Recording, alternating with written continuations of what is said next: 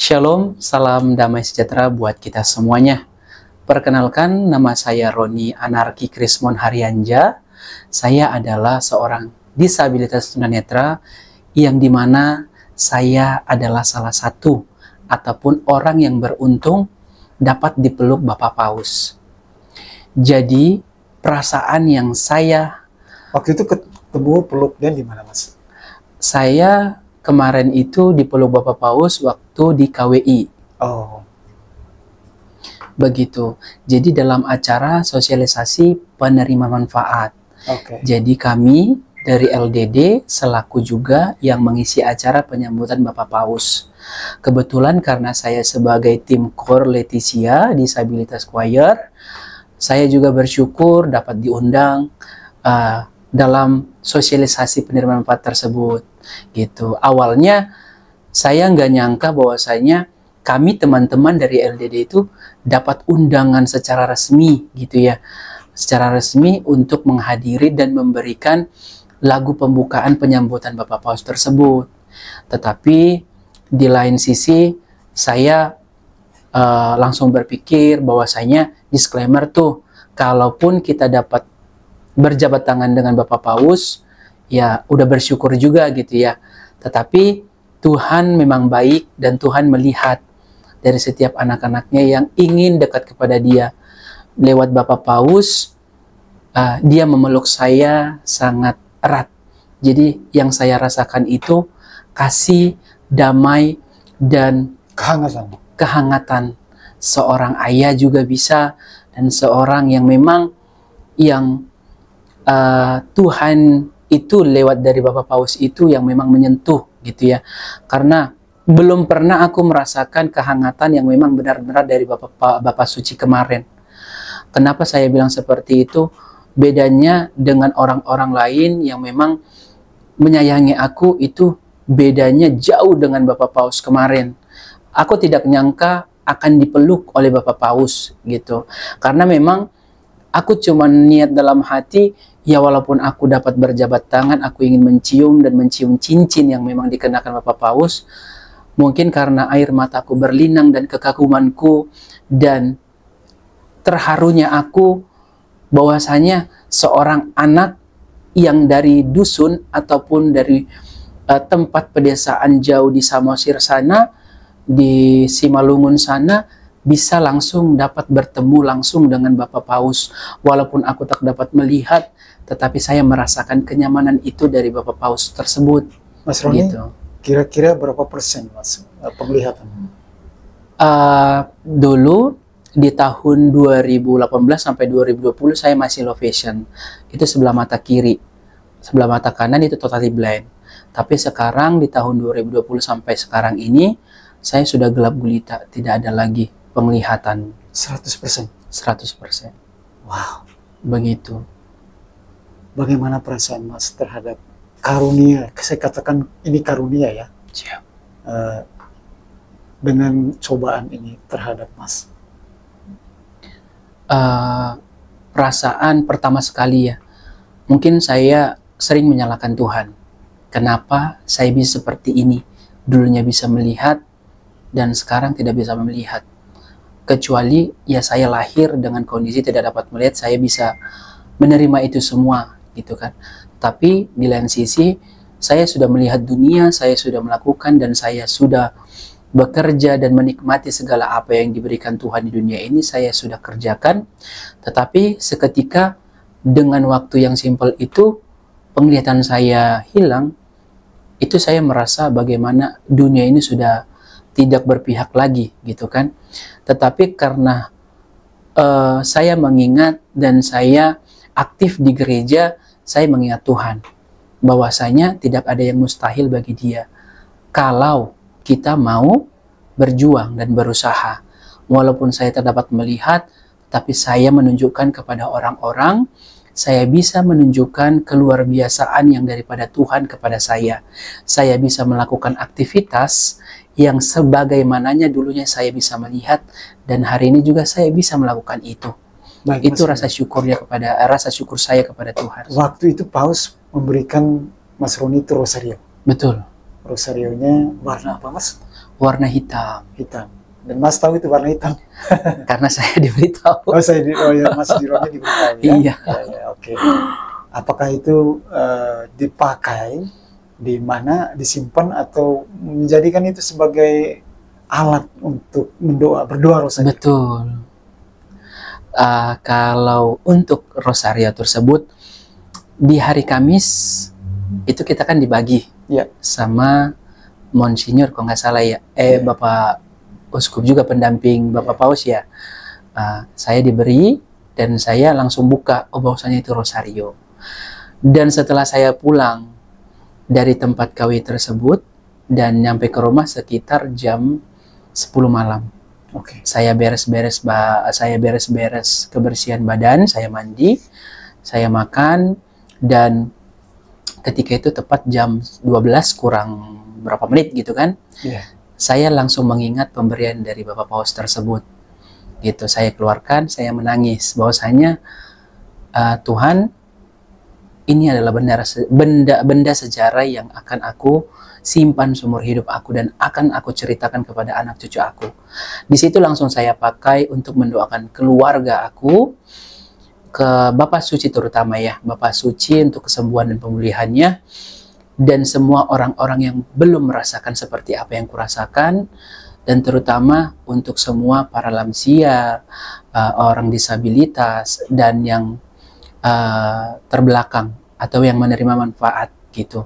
Saya mendoakan agar kami bisa dapat seterata dan Tuhan dapat mendampingi kami. Seperti pesan Bapak Paus, saling mengasihi antar sesama, tidak membandingkan.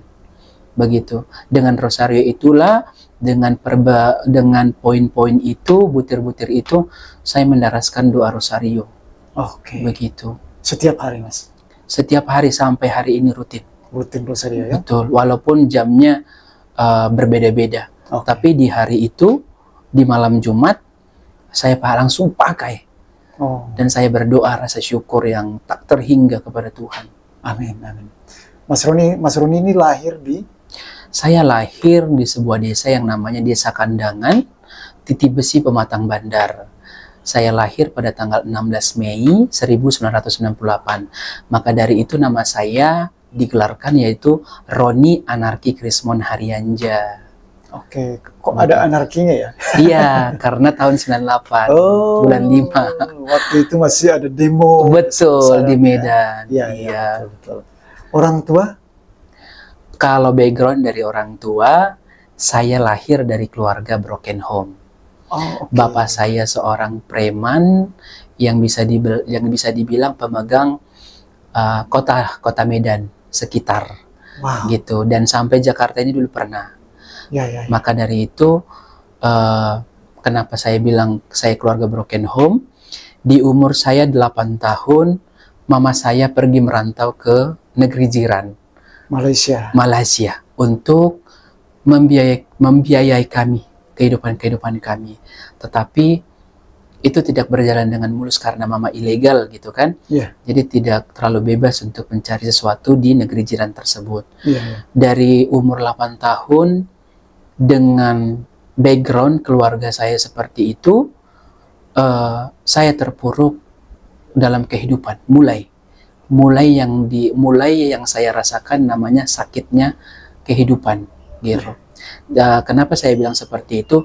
Dari umur 8 tahun, 9 tahun kurang lebih ya, saya sudah mulai bagaimana caranya untuk mencari nafkah kepada kakak, abang, dan adik saya.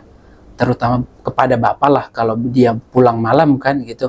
Jadi saya harus memikirkan keempat perut mereka. Bagaimana caranya untuk mengisi makanan untuk mereka gitu. Dan saya harus bisa juga sebagai ibu kepada kakak, abang, dan adik saya gitu kan. Saya harus bisa jadi ayah bagi mereka juga, saudara-saudara saya. Saya harus bisa menjadi abang bagi adik saya dan mengarahkan dia. Begitu. Maka dari itu, mungkin kalau dibilang dari kecil memang saya udah diseduhkan gitu ya, diseduhkan dengan kehidupan yang pahit. Karena yang namanya keras kehidupan, saya udah pernah dipukul bapak gitu kan, sampai ya hampir lewat gitu kan, di tengah-tengah keramaian desa gitu. Dan dia tidak malu untuk menghantam, menghajar saya gitu kan. Ya, ya.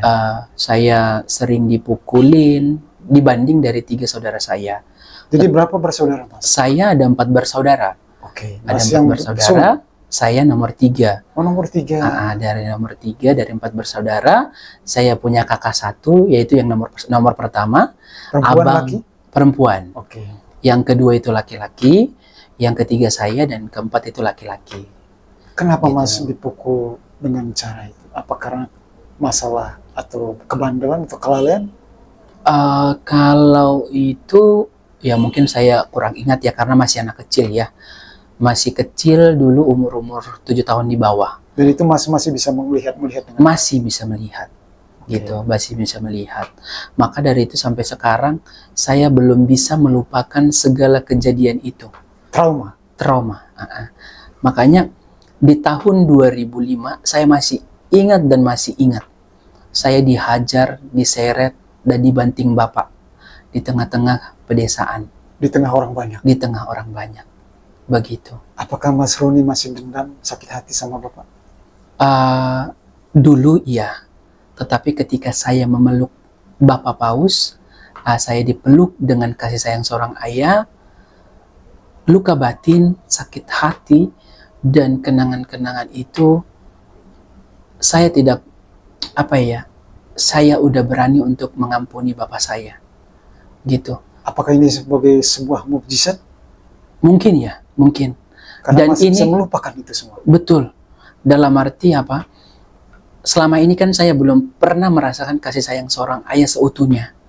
Tetapi karena di momen itu Bapak Suci memeluk saya dan mendekatkan saya kepada pangkuan baunya, saya merasakan, Tuhan, apakah ini yang namanya kasih sayang seorang ayah? Gitu kan? Jadi saya berpikir, ampuni saya Bapak, ampuni saya anakmu yang belum pernah dan belum bisa memaafkanmu, mengampunimu. Mungkin karena Bapak belum bisa diterima di sorga. Tapi ketika saya dipeluk Bapak Paus, saya bisa berdamai dengan diri sendiri. Seketika itu saya langsung selintas tuh mengingat Bapak. Gitu, mengingat Bapak dan sekilas juga ya Tuhan ada, gitu kan? Tuhan ada, merasakan kehadiran lewat pelukan Bapak Suci tersebut, gitu. Karena beban pikiran, kehidupan gitu kan, pergumulan, seketika itu semua terhempas, gitu. Kayak badan saya ini ringan semua, gitu kan, ringan, beban itu tidak ada memberatkan saya, iya, bahasanya plong gitu kan, plong, dan tidak ada lagi pikiran yang memang aku harus apa, kenapa seperti ini gitu.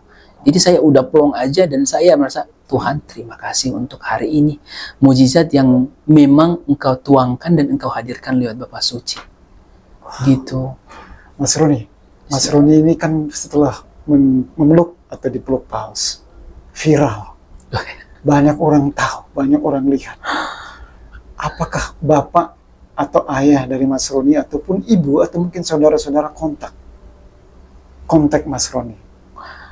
Kalau Bapak ya mungkin udah senang ya melihat aku bisa berpelukan dengan Bapak Paus di sorga. Karena Bapak sudah nggak ada? Sudah tiada. Oh, oke. Gitu, makanya tadi saya bilang, mungkin karena saya belum bisa mengampuni dan belum bisa memaafkan kejahatan mungkin ya yang dilakukan Bapak kepada saya, mungkin dia belum sampai ke sorga. Maka dari itu, ketika saya memeluk Bapak Paus, saya berdoa, Bapak, kiranya terimalah pengampunan saya kepada Bapak. Kiranya Tuhan bisa menerima Bapak. Amin. Aku memaafkan Bapak, gitu kan. Amin. Dan seketika aku senang lega, gitu kan, aku bisa memaafkan dan mengampuni Bapak. Dan keluarga lain ya bersyukurlah, gitu kan. seorang anak petani gitu yang sederhana merantau ke Jakarta dengan sebatang kara, Iya. bisa berjuang itu karena apa? Karena kekuatan Tuhan. Amin. Saya bisa berdamai dengan keadaan saya bisa berserah kepada Tuhan, dan saya serahkan semua apapun yang terjadi pada hari ini, mungkin esok dan untuk selamanya, aku serahkan semua sama Tuhan. Biar Tuhan yang merancang, biar Tuhan yang memberikan jalan dan memukakan setiap apa yang kubutuhkan. Amin, amin. Begitu. Dan orang tua, khususnya mama, gitu kan, dari rahimnya, gitu. Seorang ibu, lahirlah anak, walaupun saya disabilitas, saya punya kekurangan, mama bangga. Dan aku juga bangga dan menunjukkan bahwasanya, ya, ini mah anakmu yang berkekurangan ini, tapi masih bisa survive, masih bisa diberkati Tuhan, dan lihat anakmu ini, sampai Bapak Paus bisa memeluk, gitu kan. Itu suatu kebahagiaan, suatu kehormatan ya, suatu kehormatan, karena jujur, saya lihat di hari pertama datang ke Indonesia, belum ada yang sama seperti aku bisa dipeluk Bapak Paus langsung. Bapak Paus yang memeluk, bukan aku yang memeluk. Bapak Paus sendiri. Paus sendiri. Makanya kebahagiaan itu udah, Tuhan, saya manusia berdosa. Kenapa saya bisa dipeluk Bapak Suci yang memang Engkau telah pilih? Amin. Gitu kan? Berarti dari gambaran dari seorang Bapak Suci itu yang punya kesederhanaan. Gitu, dia tidak memandang siapakah dirinya, siapakah diri seseorang itu yang dipeluk dia atau disalam dia. Dia melihat bahwasanya ini adalah umat yang memang diciptakan Tuhan yang harus kita saling mengasihi. Gitu, tidak ada perbedaan. Maka dari itu saya bangga dan mengagumi kerendahan hati dari Bapak Suci.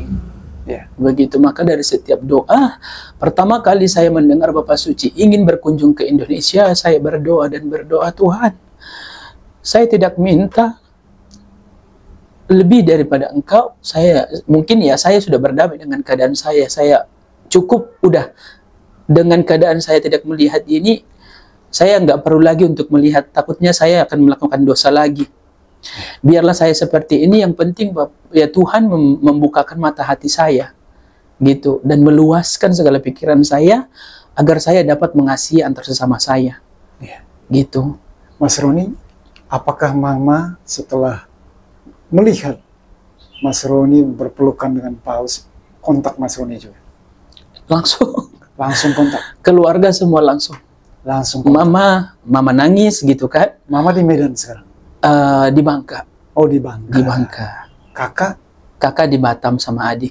Oke. Betul. Mereka bekerja dengan baik di sana?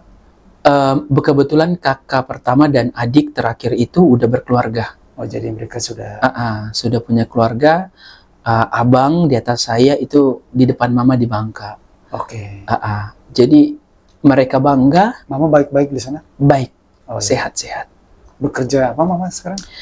Sekarang Mama nggak bekerja. Oh, di rumah saja? Di rumah saja. Ya. Gitu.